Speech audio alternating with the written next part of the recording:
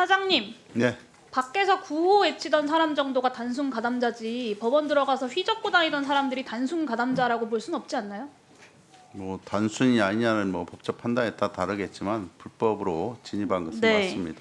그리고 민주노총이 법원 들어가서 서버에 물 부은 적 있나요? 그런 적 없죠. 이런 물타기에 경찰이 휘둘리시면 안 됩니다. 아시겠죠? 뭐 제가 그 사실은 잘 모르고 있습니다. 네, 그런 일이 없으니까 모르시겠죠, 당연히. 그런 물타기에 휘달리시면 안 된다는 말씀을 드리는 거고, 어제 배후가 폭력 사태와 관련이 있다면 이 역시 철저하게 수사할 것이다라고 말씀하셨어요, 맞죠? 네, 맞습니다. 그러면 이 철저한 수사가 어디까지여야 하는지를 좀 따져봐야 할 것 같습니다. 이번 이 서부지방법원 난입 폭동 사건은 세 가지 측면에서 지난 2021년 1월 6일에 있었던 트럼프 지지 폭도들의 국회의사당 난입 사건과 굉장히 유사합니다. 세 가지 정도가 유사한데요. 첫 번째는 두 개의 폭동이 모두 국법 질서를 부정하는 방식으로 대통령의 권력을 유지하고자 하는 세력에 의해서 이루어졌다라는 점입니다. 미국 워싱턴의 폭도들은 헌법과 선거법에 따라서 시행된 대통령 선거 결과를 부정하고 싶어 했고, 한국의 서부지법을 습격한 폭도들은 법원의 이 내란 수괴에 대한 구속영장 발부를 부정했습니다.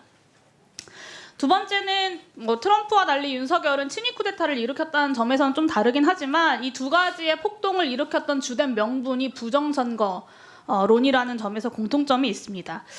제가 차장님께 강조하고 싶은 세 번째 공통점이 뭐냐면 이 두 폭동 모두가 현장의 가담자들이 우발적으로 일으킨 것이 아니라 배후 세력의 집요하고 강력한 선동에 의해서 이루어졌다라는 점입니다.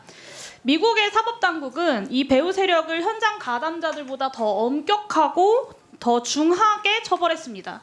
이 미국 폭동 사건에서 프라우드 보이스 같은 극우 폭력 단체 소속 인물들은 연방헌법상 그 반역 음모죄라는 죄목으로 최소 12년에서 최대 22년까지 선고를 받았습니다. 근데 이 사람들 중 일부는요, 그날 국회의사당에 있지도 않았던 사람들이었습니다. 그럼에도 불구하고 이런 중형을 선고받은 거예요. 그리고 이 미국 사법 당국은 폭동일로부터 3년이 경과한 2024년까지도 이 폭동에 가담했던 사람들을 끝까지 추적해서 체포하고 기소했습니다. 이 점을 좀 유념해 주셔야 될 것 같고요. 똑같은 잣대로 지금 한국의 상황을 보겠습니다. 윤상현 의원은 당일 법원에 불법적으로 침입해서 체포된 이들을 애국 시민이라고 추켜 세우면서 훈방될 거니까 걱정하지 말아라 라고 이야기를 했고요. 정광훈 목사는 윤석열을 구치소에 가서 윤석열을 구출하라고 합니다. 그리고 정광훈당의 정치인이자 지난 총선에서 정광훈당의 비례 2번이었고 지금은 윤석열을 변호하고 있는 석동현이라는 사람은 지금 상황은 내전이다 이런 이야기까지 했습니다. 그리고 국민의힘 전 최고위원 김재원 전 최고위원은 성전이다, 십자군이다 이런 이야기까지 합니다. 그러니까 제가 더 말을 안 해도 이번 폭동이 내란 속의 윤석열과 그 추종자들의 집요한 선동에 의해서 벌어진 일이다라는 점은 주지의 사실입니다.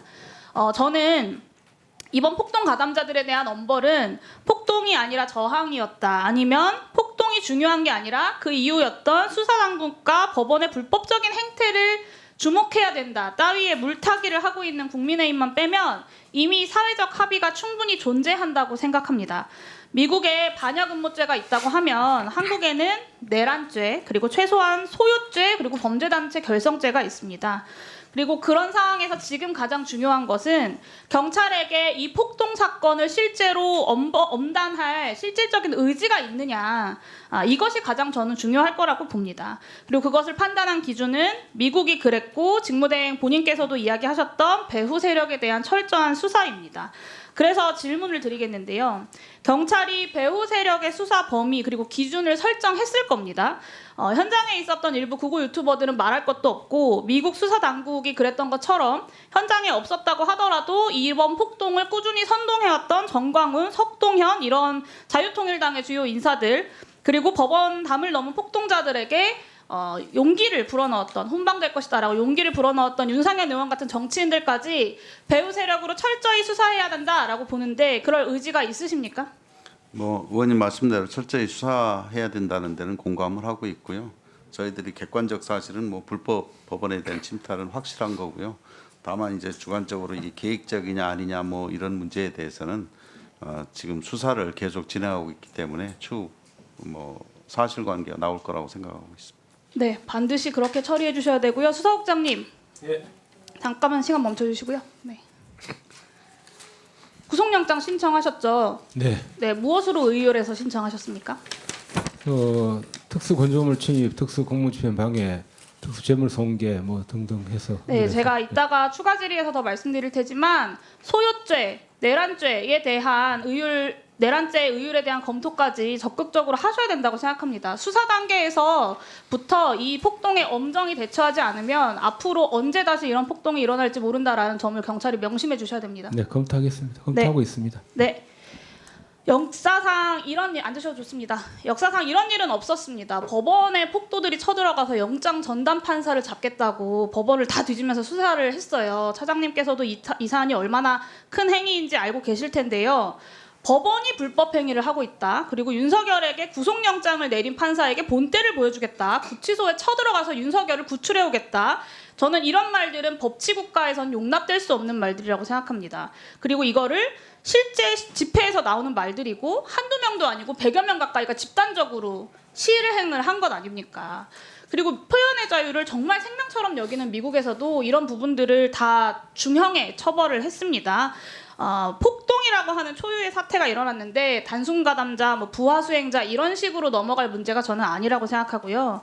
이 순간에도 내전이다, 야당은 다 빨갱이자, 죽이자, 윤석열을 구출하자 이런 말들을 내뱉고 있는 극우 폭력 세력들의 수괴들을 수사하고 처벌해야지만 폭동이 끝난다라는 말씀을 드립니다. 마지막으로 이거 하나 더 확인해야 될 것 같은데요. 아까 윤상현 의원이 경찰 관계자 강남서장이랑 소통을 했다, 곧 훈방될 것이다 라고 이야기를 했는데 강남서장 관련돼서 혹시 확인하셨나요? 예, 확인했는데요.